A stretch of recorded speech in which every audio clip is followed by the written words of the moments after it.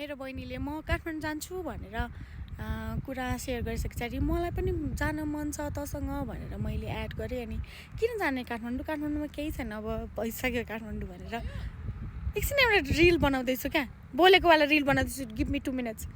अनि त्यस पछाडि पोखरा जाऊँ न भनेर भने मैले। अनि पोखरा जाने भनेर कन्भिन्स भयौँ हामी। त्यस पछाडि हामीले के अरे आमा याङ्ग्रीको लागि वाट्सएप ग्रुप बनायौँ।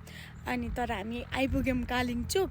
अनि कालिङचोकबाट फेरि काठमाडौँ फर्किन पऱ्यो भनेर प्लान गर्दा गर्दै हामी आइपुग्यौँ जिरी भनेको चाहिँ दोलखा जिल्ला, यो नेपालको स्विजरल्यान्ड भन्दो रहेछ। अनि यहाँनिर आएर हामी एक दिनभरि भइसक्यो।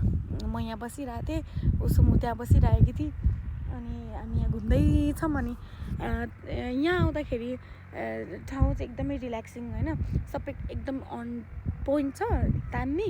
तर यहाँ जाने भन्नेवाला एउटा प्रपर गाइडेन्सवाला चाहिँ केही पनि भिडियोहरू भेटिनँ नि त मैले, टिकटकमा पनि गुगलमा पनि कतै पनि भेटिनँ। सो एक दिन पुरै चाहिँ हामीले यहीँनिर दियौँ। इफ कोही यतातिरको ट्राभलरहरू हुनुहुन्छ अर कोही हुनुहुन्छ जसले चाहिँ यो ब्युटीहरूलाई देख्नु भएको छ, सोसियल मिडियामा राख्न चाहनुहुन्छ भने चाहिँ राखिदिए चाहिँ है म जस्तो कहिलेकाहीँ घुम्न जान मन लाग्ने मान्छेहरूलाई हेल्प हुन्थ्यो।